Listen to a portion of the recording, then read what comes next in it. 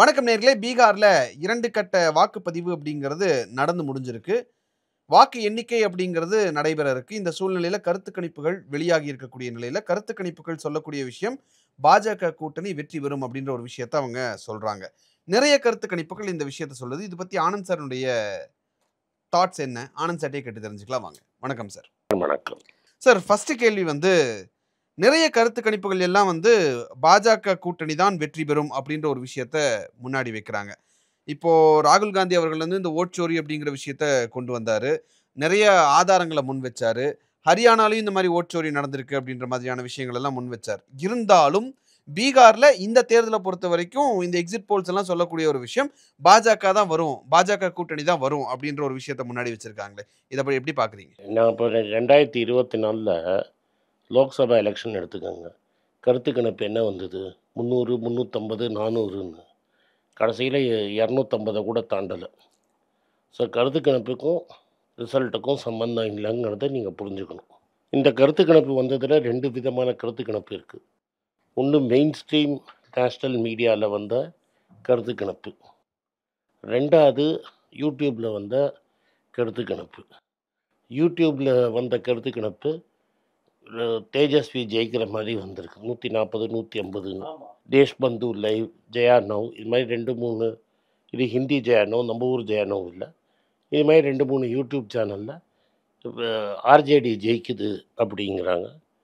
இந்த நேஷ்னல் டிவியில் இருக்கிறவங்க எல்லாருமே பிஜேபி ஜெயிக்குது, ஆனால் ஜேடியு நிறைய சீட்டு வாங்குது, பிஜேபி கம்மியாக சீட்டு வாங்குது அப்படின்னு சொல்கிறாங்க.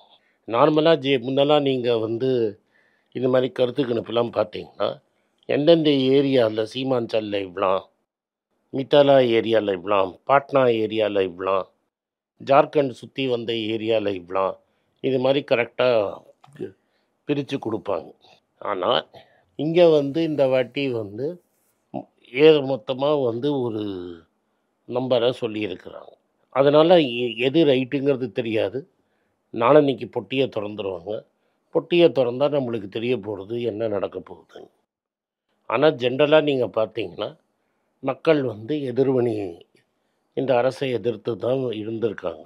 இதில் என்ன மாறலாம் அப்படின்னு பார்த்தீங்கன்னா, கடைசி நிமிஷத்தில் எல்லா லேடிஸ் அக்கௌண்ட்லேயும் ஒரு 10,000 ரூபா போட்டார். அதாவது பிரதமர் ரேவடின்னு சொல்லிட்டு சப்சிடியெல்லாம் பிரைபரி அப்படின்னு சொன்ன பிரதமர் கடைசி நிமிஷத்தில் 10,000 ரூபா போட்டார். இத்தனை நாள் 5 வருஷத்தில் போடாத 10,000த்தை 10,000 ரூபாய்க்கு போட்டார். அதுக்கு ஓட்டுக்கு காசுன்னு கூட நீங்கள் எடுத்துக்கலாம். ஏன்னா எலெக்ஷனுக்கு ஒரு மாதத்துக்கு முன்னாடி தான் நீங்கள் கொடுத்து ஒரு ஓட்டுக்கு 10,000 ரூபா கொடுக்க திராணி எந்த கட்சிக்கும் இருக்காது. தீபாவளிக்கும் சட்டுக்கும் தனி ட்ரெயின் போடாத பிஜேபி, ஹரியானாவும் மற்ற ஊர்லேருந்து எலெக்ஷனுக்காக தனி ட்ரெயின் போட்டு பிஜேபிக்காரங்க ட்ரெயினை கூப்பிட்டு வந்ததை கபில் சிபல் அம்பலப்படுத்தியிருக்காரு. இதில் நம்மளுக்கு கிளியராக என்ன தெரியுதுன்னா, லோக்கல் அட்மினிஸ்ட்ரேஷன் பிஜேபிக்காக வேலை செஞ்சுருக்குது அப்படிங்கிறதுல உங்களுக்கு மாற்று கருத்தே கிடையாது. அதே மாதிரி எலெக்ஷன் கமிஷன் கூட ஆளும் கட்சி கைக்கூலியாக வேலை செய்யறதுங்கிறத ராகுல் காந்தி பல தடவை ப்ரூவே பண்ணிட்டார். இன்னும் என்ன காட்டல, நாங்கள் கேமரா வச்சு யாரும் ஓட்டு போட்டாங்கன்னு காட்டல. சில பேர் அது கேட்குறாங்க. அது சிசிடிவி கேமரா கொடுத்தா தெரிஞ்சிடும். ஃபார்ம் 6, ஃபார்ம் 7 கொடுத்தாங்கனாலும் தெரிஞ்சிடும். அதனால் பல கணிப்பில் ராகுல் காந்தியை கேட்டபோது, பீகார் எலெக்ஷன் நீங்கள் தோத்துட்டீங்கன்னா 1 வருஷம் கழித்து பீகாரை பற்றியும் நான் ஒரு ப்ரெஸ் கான்ஃபரன்ஸ் செய்யக்கூடணும் அப்படிங்கிறத அவர் ஓட்டிங் முன்னாடியே சொல்லிட்டார். நாங்கள் தோத்தோன்னா 1 வருஷம் கழித்து, ஏன்னா எங்களுக்கு ஆதாரத்தை கலெக்ட் பண்ணுறதுக்கு ஏன் 1 வருஷம் கழித்து கேட்குறீங்க அப்படின்னா, ஆதாரத்தை நாங்கள் கலெக்ட் பண்ணுறதுக்கு எங்களுக்கு 1 வருஷம் ஆகும். ஏன் தோத்த இந்த டேட்டாவை நாங்கள் படிக்கிற மாதிரியே கொடுக்க மாட்டேங்கிறீங்கல்ல, மிஷின் ரீடபிள் ஃபார்மேட்டில் கொடுக்க மாட்டேங்கிறீங்க. அப்போ நாங்கள் பல கோடி ஓட்டை பார்க்கணுன்னா மேனுவலாக பார்க்கணும். ஒருத்தர் ஒரு இடத்துல பார்க்கறதுக்குன்னு நாங்கள் ஒரு 150 பேரை சம்பளத்துக்கு போட்டு ஒரு 3 மாதம் போட்டால் தான் டேட்டாவே எடுக்க முடியும். இல்லாட்டா நீங்கள் டேட்டாவே கொடுக்க மாட்டேங்கிறீங்க. டேட்டா கொடுக்கலன்னா நான் சுப்ரீம் கோர்ட்டுக்கு போய் தான் டேட்டா வாங்கணும். அதனால தான் ஹரியானாக்கு எங்களுக்கு இவ்வளோ நாள் ஆச்சு. அதையும் அவர் சொல்லியிருக்கிறார்.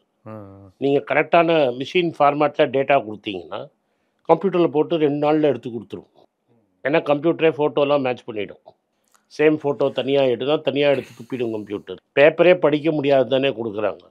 ஸோ நாங்கள் பேப்பரை படித்து நாங்கள் கம்ப்யூட்டரில் என்ட்ரி போட்டு அதுக்கப்புறம் கம்ப்யூட்டரை நாங்கள் மேட்ச் பண்ணி அப்புறம் ஃபீல்டுக்கு போய் செக் பண்ணி தான் நாங்கள் கொடுக்குறோம். நீங்கள் இன்றைக்கி இருக்கிற டேட்டாவை கம்ப்யூட்டரைஸ்டாகவே கொடுத்துட்டிங்கன்னா நாங்கள் கம்ப்யூட்டரில் ப்ரோக்ராம் ரன் பண்ணியே யாருக்கெல்லாம் சேம் ஃபோட்டோகிராஃப் இருக்குது, யாருக்கெல்லாம் அப்பா பேர் சேமாக இருக்குது, ஒரே ஃபோட்டோவில் எவ்வளோ பேரில் டிஃப்ரெண்ட்டாக இருக்குது, எல்லாத்தையும் கண்டுபிடிக்கிறதுக்கு எங்களுக்கு 2 மாதத்தில் முடிச்சு கையில் கொடுத்துருவோம்.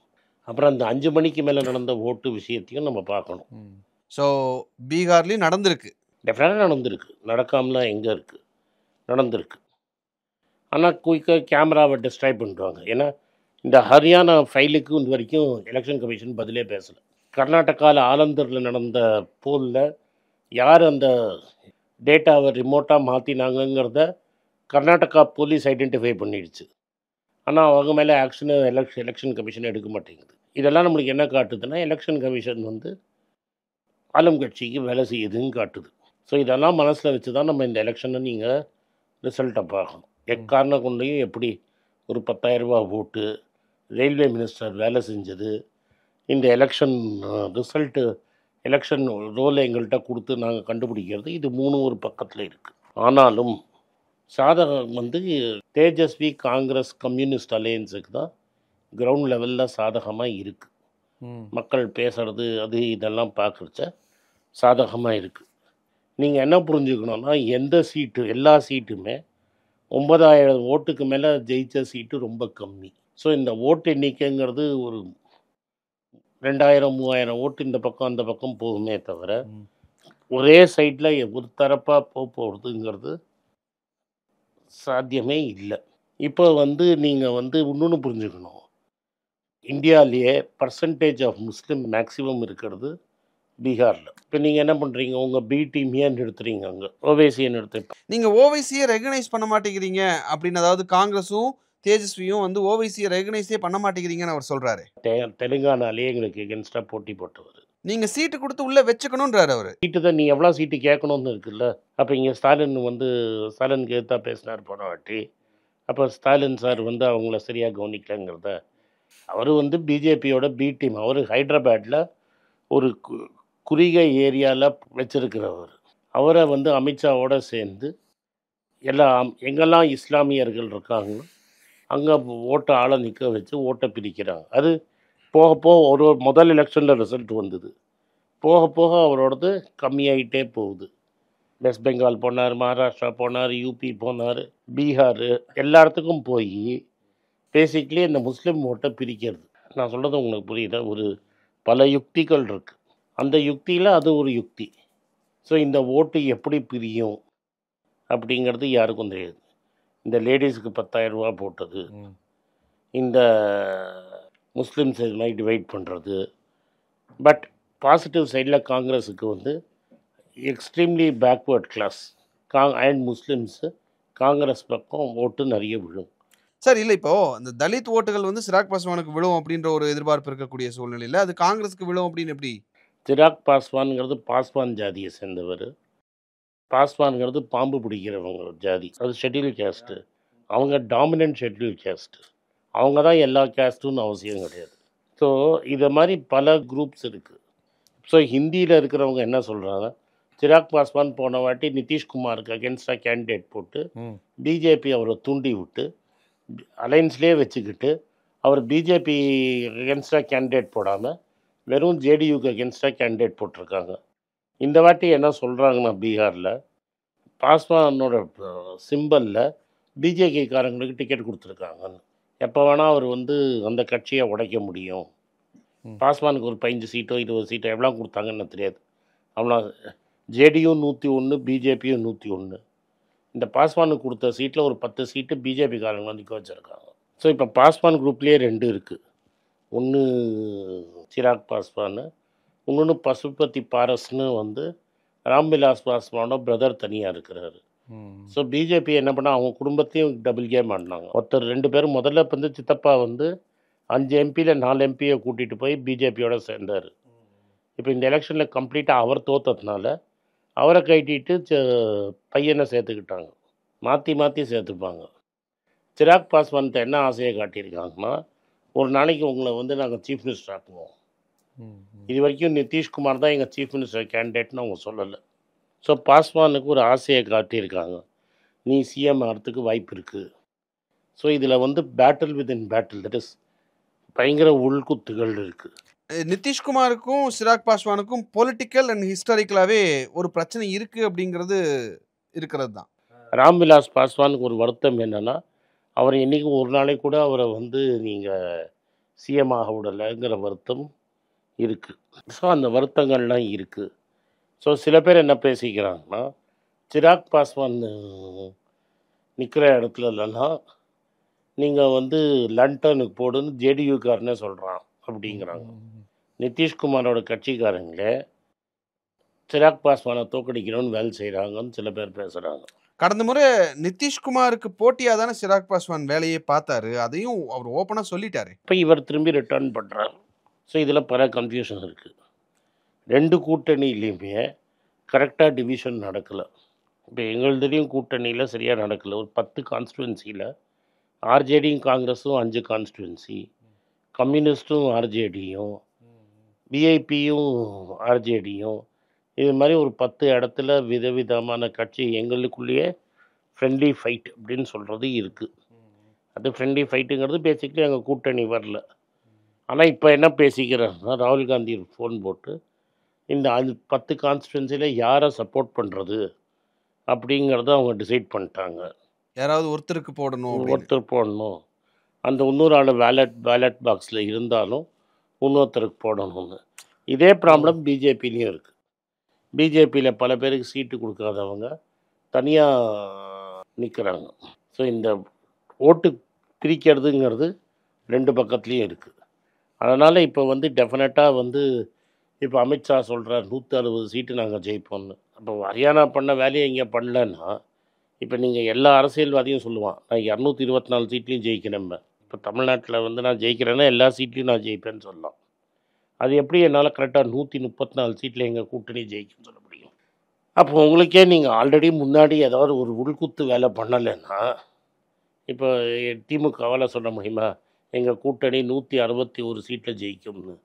அது எப்படி 161 சீட்டு ஜெயிக்கும்? இது ஒரு பக்கம் இருக்குது. இப்போ அந்த மேஜிக் நம்பரை வந்து பாஜக வாங்கிட்டாங்க அப்படின்னா சிஎம் கேண்டிடேட்டாக நிதிஷை போட்டால் சிராக் பாஸ்வான் ஏற்றுக்க மாட்டார்ல? டெஃபினட்டாக ஏற்றுக்க மாட்டார், ஆதரவு தர மாட்டேன். இது நிறைய உள்குத்து இருக்குது. நிதிஷ்குமாருக்கு என்ன பயம்னா, அவன் கட்சியை அவன் கரைச்சிருவான். ஆல்ரெடி கரைச்சிட்டாங்களே. இப்போ ஒரு 50 எம்எல்ஏ இருந்தார்னா 50 எம்எல்ஏ எடுத்துகிட்டு அவர் போய் லாலுவோட சேர்ந்துடலாம்ல. ஒரு வாட்டி முன்னாடி சேர்ந்துருக்கிறாரு. ஸோ அதனால் இந்த எலெக்ஷனுங்கிறது எலெக்ஷனை மட்டும் இல்லை, எலெக்ஷனுக்கு அப்புறம் என்ன நடக்குங்கிறதும் கொஞ்சம் விஷயங்கள் இருக்குது. அண்ட் இதில் வந்து இந்த வாட்டி பிரசாந்த் கிஷோர், பல அரசியல் கட்சிகளுக்கு ஐடியா கொடுத்த பிரசாந்த் கிஷோர் வந்து இந்த வாட்டி நிற்கிறார். அவர் யார், எந்த கூட்டணி ஓட்ட சார் உடைப்பார்? டெஃபினட்டாக பிஜேபி கூட்டணி தான் உடைப்பார். அவர் பூமியார். ஸோ அவர் வந்து பேசுறது இங்கிலீஷு எல்லாமே மேல்ஜாதி, அந்த ஓட்டை தான் அவர் மேக்ஸிமம் பிரிப்பார். அப்புறம் ஏன் பிரசாந்த் கிஷோரை வந்து பிஜேபி தான் நிப்பாட்டி வச்சது அப்படின்னு சொன்னாங்க? அப்போது பிஜேபி ஓட்டை பிரிக்கணுன்றதுக்காகவே பிரசாந்த் கிஷோரை நிப்பாட்டி வச்சாங்கன்னு நான் எடுத்துக்கலாமா? இதில் என்ன கணக்குன்னு தெரியாது. பீகாரில் ஜாதி கணக்கு வந்து ரொம்ப முக்கியம். அவர் கொடுத்த 243 தொகுதியில் எந்த தொகுதியில் யாருக்கு கொடுத்துருக்காருன்னு யாருக்கு தெரியும்? ஒரு 2000 ஓட்டுல டிசைட் ஆச்சு. இவர் எந்த 2000 ஓட்டு எண்ணிக்கையில் இவர் 2001ன்னு வாங்கிட்டார்னு வைங்க. லோக்கலில் ஒரு பெரிய தலித்து கொடுத்துருந்தாருன்னா நீங்கள் ஒன்றும் பண்ண முடியாது. So that depends on the seat. But அவரே நிற்பாருன்னு முதல்ல என்ன சொன்னார், நான் வந்து தேஜஸ்விக்கு அகேன்ஸ்டாக நிற்பேன்னாரு. கடைசி நிமிஷத்தில் பெல்ட்டி அடிச்சிட்டார். இப்போ இவங்க விஷயத்தை பொறுத்த வரைக்கும் தேஜஸ்வி சொன்ன அந்த 30,000 நான் வந்து டெபாசிட் பண்ணுறேன் அப்படின்னு சொன்னது லேடிஸ் மத்தியில் எடுபடாதா? கடைசியில் நம்ம ஓட்டு திறந்து எலெக்ஷன் கமிஷன் என்ன டிசைட் பண்ணுறது தானே. இப்போ ஹரியானா மக்கள் தெரிந்ததாக நடந்தது. பிரேசில்லேன்னு ஒரு மாடல் வந்து 22 வாட்டி ஓட்டு போட்ட மாதிரி தானே கணக்காகுது. ஒன்றும் இல்லைப்பா. இப்போ இந்த பீகார் எலெக்ஷன் ஏன் நான் அதை சொல்கிறேன்னா, ராகேஷ் சின்னான்னு முன்னாள் ராஜ்யசபா எம்பி ஆஃப் பிஜேபி டெல்லிலையும் ஓட்டு போட்டார், பீகார்லேயும் ஓட்டு போட்டார். அது எப்படி பண்ண முடியும்? டெல்லி எலெக்ஷன் இப்போ தான் நடந்தது கரெக்டாக. கொஞ்ச நாளைக்கு முன்னாடி தான் டெல்லி எலெக்ஷன் நடந்தது. கேஜ்ரிவால் தோத்தார், அதுலேயும் ஓட்டு போட்டிருக்காரு. பிஜேபி பீகார்லேயும் போய் ஓட்டு போட்டிருக்காரு. அது மாதிரி ஒரு 6-7 பிஜேபிக்காரங்க 2 இடத்துலையும் ஓட்டு போட்டிருக்காங்க. எப்படி அலோவ் பண்ணாங்க எலெக்ஷன் கமிஷனு? எஸ்ஐஆர் பண்ணீங்கல்ல, அப்போ ராஜ்யசபா எம்பிக்கு எப்படி 2 இடத்துல ஓட்டு இருந்தது? Okay sir. இந்த பீகாருடைய தேர்தல் முடிவுகள் கூடிய விரைவில் வெளியாக இருக்கக்கூடிய சூழ்நிலையில, அங்க இருக்கக்கூடிய கள நிலவரம் எப்படி, அந்த மக்கள் ஓட்டு போடக்கூடிய விதம் எப்படி இருக்கும், அங்க இருக்கக்கூடிய அரசியல் எப்படி இருக்குன்ற மாதிரியான பல்வேறு விஷயங்களை விளக்குனீங்க. நன்றி சார். நன்றி, வணக்கம்.